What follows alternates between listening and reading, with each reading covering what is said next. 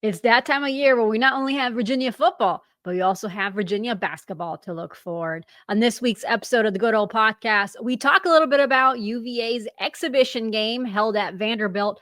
Plus, we also look ahead to Virginia football's game against Washington State and all the recruiting that has come from success. All that coming on this week's episode of the Good Old Podcast.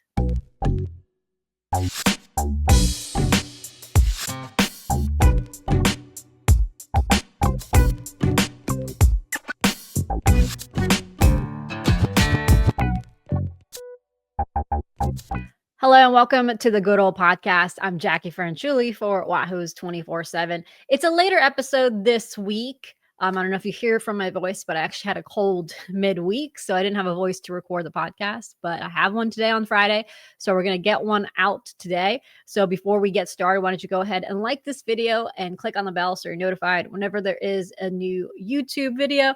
Plus, head over to wherever you listen to your podcast and leave us a 5-star review.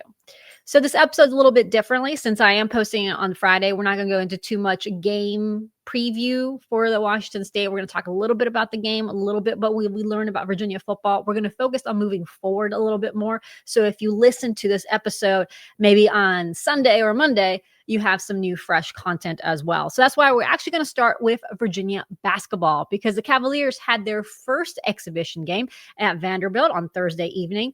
We obviously were not there, but we did have someone there watching the game. Chris Lee from Vandy 24/7 helped us out and had a game thread up on Wahoo's 24/7 for us, and also was able to get Ryan Odom post game for us during their press conference that they held post game. We also were able to get some stats from the game through Chris and Elena from Vandy 24/7.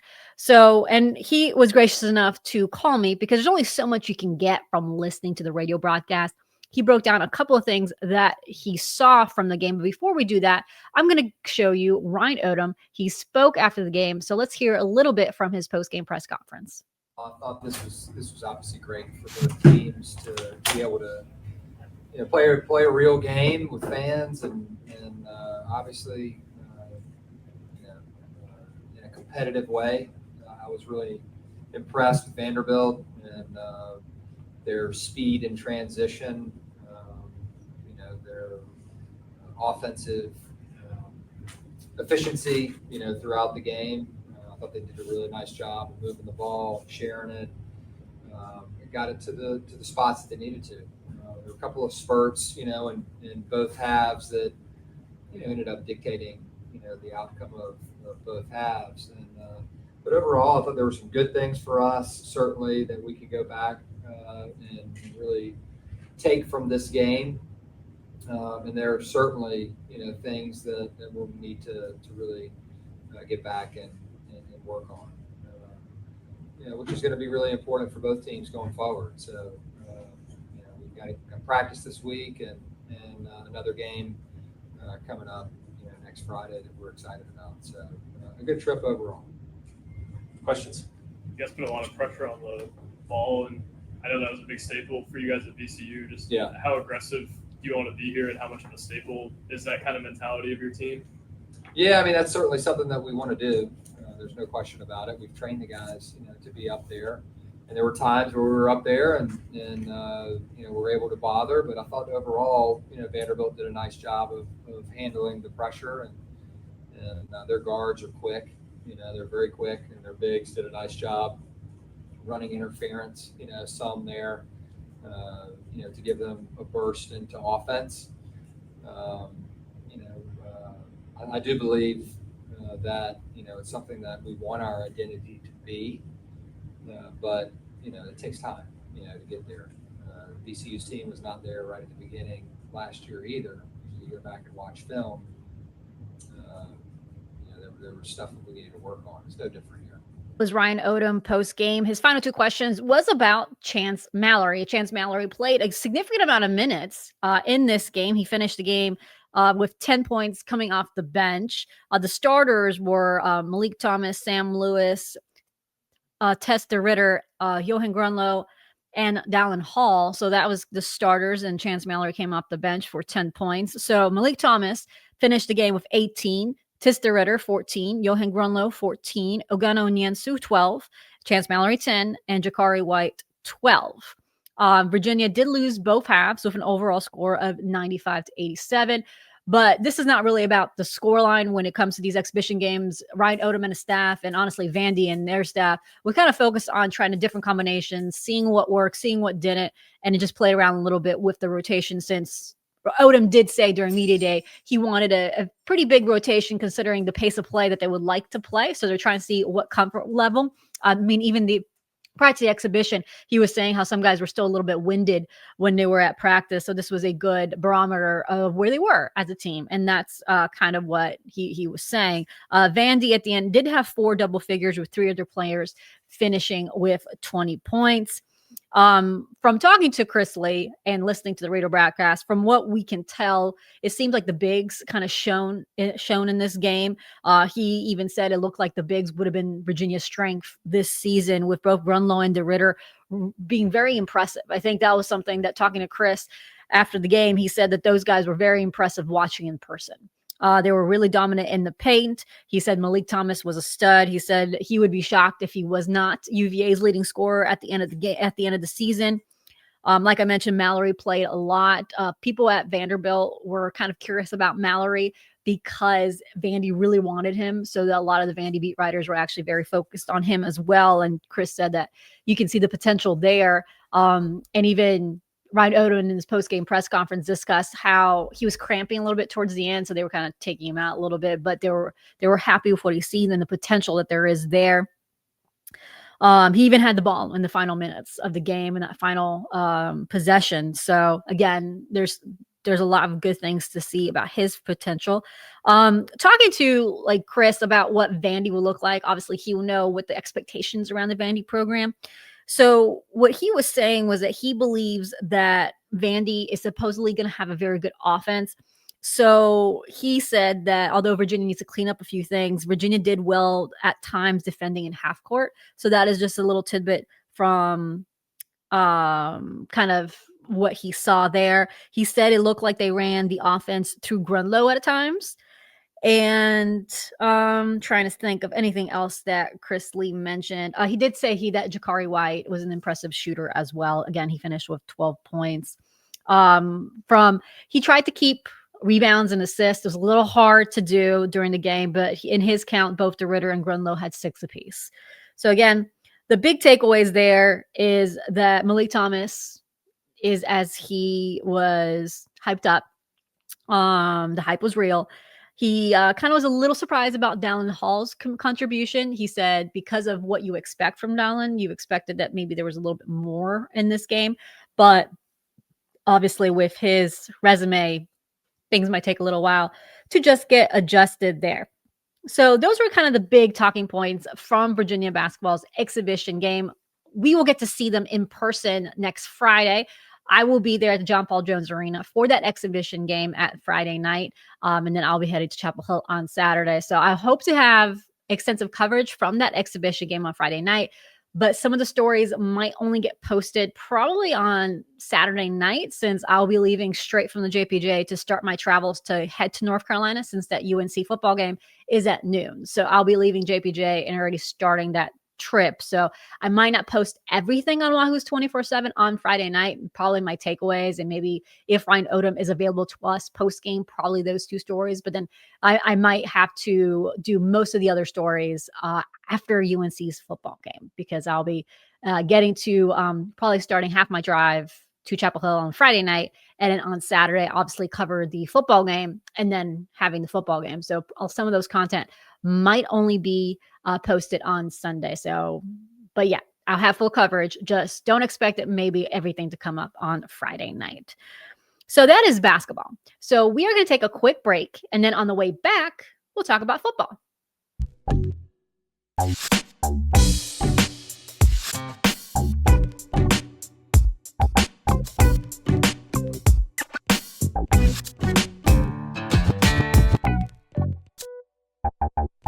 Take a little time away from football. You know, we had those practices and we had a good week. But you know, as far as time off, just kind of spend a little time away, get off your phone, get off social media, all that stuff, reset for this week. have a great batch of leaders, and we just have no egos. And we got guys that know how to lead, but we also have guys that know how to follow. That's not really common on a lot of teams. So we have a mission on this team, like a real uniform mission that everybody has got behind, and I think that's just kind of what's led to success so far. And I think the big thing for us is just not changing anything and just sticking with what we've been doing, honestly. Understanding that when somebody deviates from the standard, there's no time to wait to correct it. You have to, police up yourself and also police up your buddy, and whatever it is, so to speak. Because if you let it slip and you let it continue to slip and let more people add on to it, then it's just you're not going to see the results that you want. And it's just that simple. And it's just making it black and white. That's what Coach Elliott does. And there's no gray area. You know exactly if you did something right or if you did something wrong. And the same with the rest of the coaching staff. And that shows you what you need to do to continue to see success, and then also just give your chance at having the opportunity to do well. For us, that'd be something big to accomplish, but that's not anything for us to settle on. Like we know we can do way more than just bowl eligibility. So I think for us that's a given, and it's just the expectation of this team. Like that's a given for us. So we're looking like way past bowl eligibility and bowl game. I'm just focusing right now on beating Washington State. Obviously, like we all know, people are talking about us, but that's rat poison. Like you look at Twitter, you see people talking about UVA in the AP top 25. UVA continuing to climb in the rankings. It's like, cool, that's awesome. I've never been ranked before coming to the University of Virginia. That's something that was super cool when I first got that ranking. Like I was like, wow, this is cool. And then you keep reading Twitter and like people continue talking about UVA. So many people reached out to me that weekend, and it's like Coach Elliott says, those same people that you haven't heard from for like 4 or 5 years that text you out of the blue, like an old coach or an old trainer or something like that, or like old friends from high school, like those same people that are texting you in that instance are going to be the same ones that flip around on you that quick when UVA, if UVA was to lose a game, right? So I think it's just taking all that with a grain of salt, understanding like, yeah, we deserve this honor and praise right now that we're getting, but we still haven't done anything, right? We're supposed to beat Florida State. We're supposed to beat Louisville. We're supposed to beat Washington State, because that's what we've set as the standard for us every single game. We're expecting to go 1-0 every week because of the work that we put in every week. So we've really done nothing. We've done what we needed to do to get the jobs done, but like, we don't have a ring on our finger yet, right? We're not in the college football playoffs. We haven't won the ACC championship. We're fighting to get to that position, but it starts with going 1-0 every single week, and that starts by attacking Washington State on the football field this weekend. Are you ready to run through a wall after that? Obviously, you can tell that between him, Daniel Rickert, you also heard from him, and Cam Ross and Donovan Platt, this bye week was really about Virginia focusing on themselves and getting better. They know, as you heard from Drake there, that they haven't won anything. There's still one win for bowl eligibility, but that's not the expectation this year. Cam Ross explained it pretty quick. He said, you know what? We have higher expectations than just reaching a bowl game. We want more, and they're focused on them. This bye week was about getting healthy. It was also about working on themselves, and it also about continuing the team bonding. That's something that you've kind of heard a lot from this football team this year, was focusing on learning about each other, not just in position groups or about your, fellow lineman, fellow wide receiver, but knowing about each other as far as the team, because at the end of the day, you fight more for your fellow teammate if you know them. So that's been something that this staff has done a lot this offseason, and it continues to do so during the season. So what is the main headlines coming into this game against Washington State on Saturday? Obviously, there's expecting a big crowd. I mean, if you've seen on social media, it seems that there's a lot of excitement around those like Eric Ward, that this might be a very nice crowd, somewhat in line or bigger than the one that we saw against Florida State. The other headlines is about Virginia getting healthier. I mean, we saw that game against Louisville where their offensive line just kept getting hit by injuries. I mean, Mikhail Boley wasn't available in the second half due to a concussion. So when he's not available this week. So that is good for them. Brady Wilson, possibly.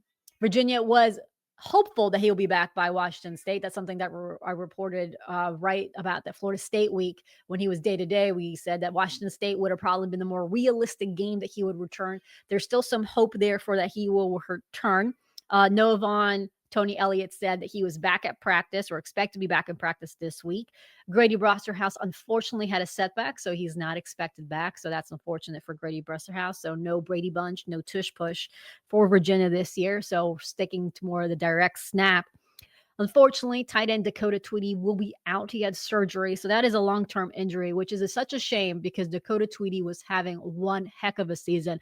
I know you talk a little bit about the pass catching and some of the big catches he's had, and or he's been open in a lot of key situations and has had defense kind of having to plan for him.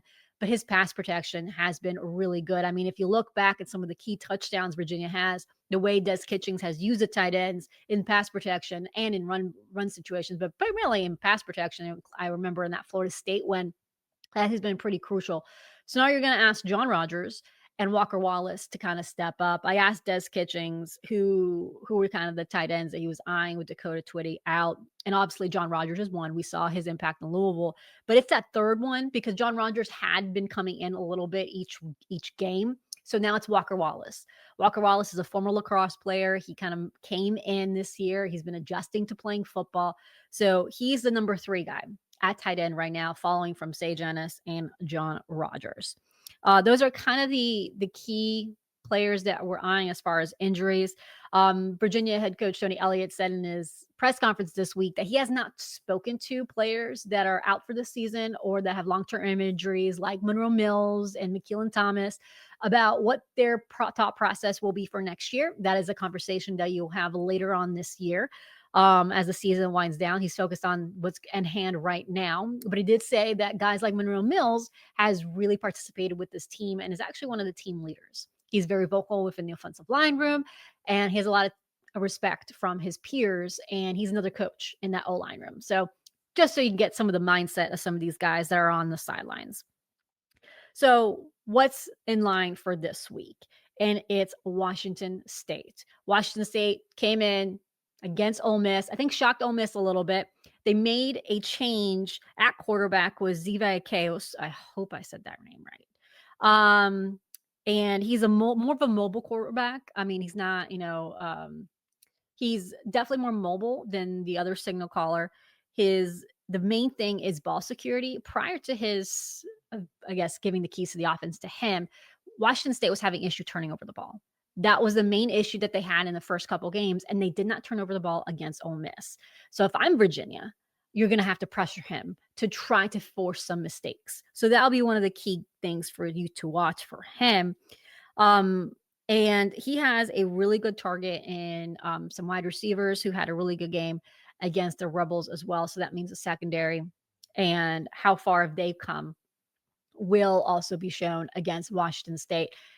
The big key for Virginia is honestly their pass rush. If you look throughout the first 6 games, they had one sack through the first 2 games and didn't have a sack at all against NC State. And they had most of their sacks right after, Stanford game, according to Daniel Rickard, was really where he thought things started to click for them. They had 5 sacks against Stanford, and now they rank in the top 30 as far as sacks. So Virginia has really turned a corner there with Daniel Rickard and Mitchell Milton. With them coming off the edge, you cross those one-on-one situations in the interior defensive line, which allows guys like Hunter Osborne and Jason Hammond to also get some sacks there and pressure the quarterback into making mistakes. And then you solve the issue in the secondary. We saw that against Louisville. When Virginia was able to get to Miller Moss, then the secondary was able to do a better job against the pass because the quarterback wasn't getting enough time to make those passes. So again, we saw that a little bit of a change. And this is what we asked, Daniel Rickard. We also asked Donovan Platt today how that pass rush affects the defense and how much they've grown the last few weeks. We kind of struggled the first 2 weeks getting the passer or getting the quarterback, but as we've grown, the group's gotten a lot closer. And once we had that first game where we started to get some sacks, it's kind of just been downhill from there. So. Do you feel like there was I don't want to say there's a moment, that's cliche, but there was a time where you're like, we are finally getting it? Do we see the chemistry on the field? Do you feel like there was a time where you can finally see that gel coming together? Probably the Stanford game. I think we had 5 sacks as a D-line that game. Mm-hmm. I think that was definitely a big game for us. Having Cam Robinson come in at that Stanford game kind of changed a little bit the defense and your role too. How much of an impact do you have? Yeah, it's always nice having him back there. really good player. So knowing he's back there and, if quarterback breaks contain, he's going to be there to, clean it up. So it's been nice. Great. It's a great feeling. It's a great feeling, especially, in our defense and the way we play. Whenever the pass rush is getting home, I mean, it makes the job that much easier for the secondary because, quarterback doesn't have so much time to get the ball out. So, the ball has to come out quick, and that, you can win at the line of scrimmage, and then the ball's gonna be coming out soon. So it makes a huge difference, and big ups to those guys. They do a great job, and it's shown by having Mitchell Melton, defensive lineman, player of the week, and then also Daniel Rickard and all the sacks, and Jason Hammond. Everybody who's getting sacks is huge for the secondary. I feel like the first couple weeks for the defense, you guys were just like I said, getting used to each other and all around. Mm-hmm. How much has this group grown from that first game until halfway point to the season? Oh, huge. Just finding identity, finding what we want to be as a defense, and being that relentless bunch who is always, chasing the ball, always, trying to be around the ball, all hats around the ball, trying to punch at the ball, get the ball out, and just being relentless, and I think that's the biggest thing, just finding that identity that, we didn't really have at the beginning of the season, just because, we're just a bunch of new guys just trying to come together, and I think that's the biggest difference, and just continuing to build on that, because we're still not done, building our identity, but, just being a bunch that, takes the ball away, and it's just discipline. What would you say your identity is, if you could sum it up? Right now, I mean, we're pretty close to that. Just being able to be relentless. I think we put good effort out there on the field, and then the main thing by that is just knowing the standard. All the coaches communicating the standard in terms of not loafing toward on the field. Not being out there, just trying to survive the down, but actually trying to make a play and thrive in the down. So I think that's our identity right now. Just being relentless. So just trying to build it even stronger. So Platt talking a little bit about what the identity of this defense is, and you can see that this defense has slowly progressed every game. And as more they get comfortable with each other, I think the defense had the most new pieces out of both sides of the ball, especially when you think about the secondary and that D-line. So they had to adjust a little bit. Obviously, with Cam Robinson's return to the field, things changed a little bit. Daniel Rickard did talk a little bit about that. He was missing up until the Stanford game, and you can tell how the defense picked up a little bit once Cam Robinson made his return. So yes, so it definitely has had an impact. As far as Wazoo's defense, Isaac Terrell at defensive end, he had 4 tackles for a loss against Ole Miss. He's the one to keep an eye on. Virginia's O-line should be healthier, so they should be able to handle him, but that's someone who could cause some issues with their pass rush against Chandler Morris. So if I'm Virginia, your keys to the game is protecting Chandler Morris, allowing that offense to get to the rhythm that they didn't have against Louisville. They were uncharacteristic in some of the issues that they had with drop passes, miscues. So this is somewhere where they can kind of bounce back, get back to where they were before, use this bye week that they just had as a way to work on that. And then for Virginia, it's pressure the quarterback. And pressure their quarterback. I think Virginia is going to be able to run the ball. Looking at Washington State, they have the defensive line that's riddled with injuries, and their linebackers, and I mean their defense, have one of the worst tackling teams. They had, I think, over 120 missed tackles according to Pro Football Focus. They're one of the worst tackling teams in the FBS. So I think with Jamari Taylor, Xavier Brown, and Harrison Whaley all healthy and all expected to play, and what they've been able to do this year. I mean, Jamari Taylor, you need more than one guy to bring him down. So Xavier Brown can really have a nice burst of speed after, either a catch or after that initial hit. So those are the guys that you can see possibly having some big games against Washington State. So I have a feeling that Virginia is going to be able to run the ball pretty well against them. And I think Virginia is going to be able to get to the quarterback as well, because when you look at that O-line has not had much success protecting the quarterback. So those are the things that I think are keys for the game. And as you can tell from my kind of breakdown, what I expect to see, I am picking Virginia to win the game and get bowl eligibility on Saturday. Excuse me. Again, sorry. I'm still dealing with that cold. So I think that's what you expect from Virginia. Now, the big thing too is, anytime you have a big home game, homecomings game, you expect to have some recruits there. And Virginia has been doing really well at building momentum, because this is a season where Virginia has got the attention of several recruits, with coaching carousel madness happening around the country, with James Franklin being fired at Penn State, Brent Pry being fired at Virginia Tech. And even, Arkansas's coaching situation is also affecting Virginia, with one of their former commits being on grounds this weekend. Virginia is pouncing and also reaching out to these players to see if they're interested in coming to Virginia. And they're setting up visits, or they're at least starting the dialogue. You're seeing that across the board. And that's a good situation for Virginia to be in right now. With Virginia winning, and you have coaching concerns, coaching changes at two of your prime recruiting, I guess, foes. I'll say the recruiting foes. You have an issue with Penn State. Don't know who the head coach is there. You have a issue at Virginia Tech. You have a possibility of a coaching change at Maryland if things don't turn around there. You have a possibility of, I don't know what, in North Carolina. With all that, this is an opportunity for Virginia to build momentum on the recruiting trail. I know everyone keeps telling me, Jacquie, it's about the portal. It is not. You still need to build your roster with some high school players, because at the end of the day, you can't afford to have 105 players come from the portal. But you also need those developmental players to build the culture that you want in your program. The portal players, yes, they can come in and buy into your culture. But at the end of the day, it's the players that have been there for years that are the foundation of your culture. And that's what Tony Elliott and the staff want. And you're also trying to build that through in-state guys who understand playing for your state and playing for a school that you probably followed for a while. Virginia is going to host several visitors coming into this game. Like I said, they're one of the players that they're hosting is a former SEC commit, former Arkansas commit. He'll be on grounds. They'll also be hosting a defensive end who is going to be on his official visit. That's Sefa Saki. He just switched to football over the course of the last year, so he's new to the game, but he's had several interests. Northwestern, USC, Virginia, and Wake are the schools that have seemed to kind of been showing the most interest, and he's been talking to. He's visited Northwestern, USC. He's visiting Virginia, obviously, this weekend, and he's visiting Wake as well. That's a visit set for later on. So that's someone to pay attention there.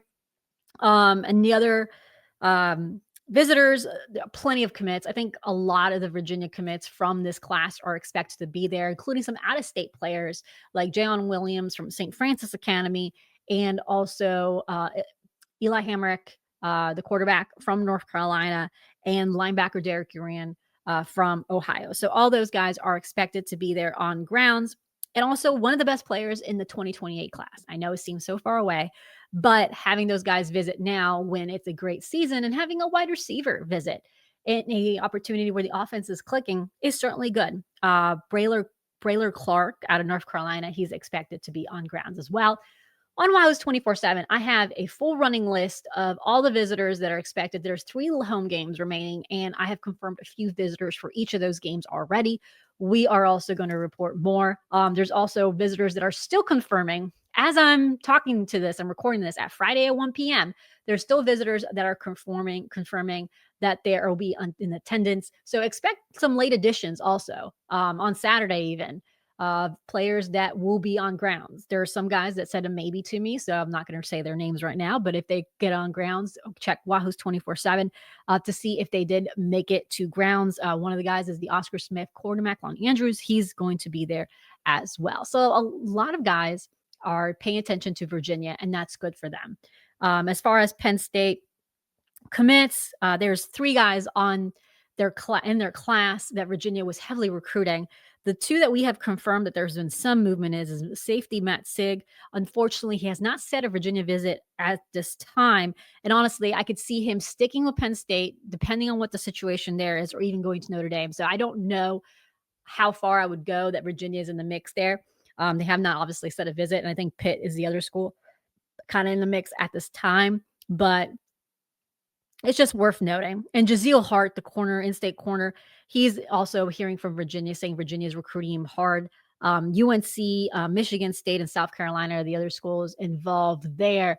And although I think he will end up out of state, Virginia is a team that is a contender there. So obviously we have recruiting covered completely at Wahoo's 24/7. That was kind of the main talking points heading into this game and kind of further. So you understand that things are going to change quickly as the coaching carousel gets more hectic. And if Virginia shows stability and consistency and keeps winning, things will change. They're going to have more official visitors. You're going to have more interest in some of those 2026 guys that are committed elsewhere. So I guess watch this space in the next few weeks. So a lot of things going on away from football. So that's it for this week's episode. Again, sorry that we had to kind of put this on Friday rather than a regular either Wednesday evening or Thursday morning that I like to do it during a game week. Hopefully next week I'll be able to do that. I'm hoping that I got the cold that my kids got, so I don't hope that we didn't get two separate bugs, so I won't be sick again next week.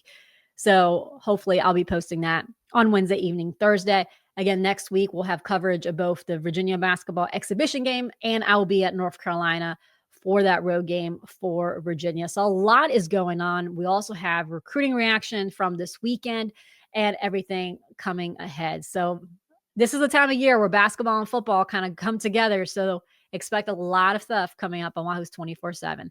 But for right now, I hope you guys have a good Friday night and a good Saturday. If you're at the game, hope you enjoyed the atmosphere. And not, we'll be back here next week to talk a little bit about what that game meant for Virginia moving forward. For right now, hope you guys have a good day.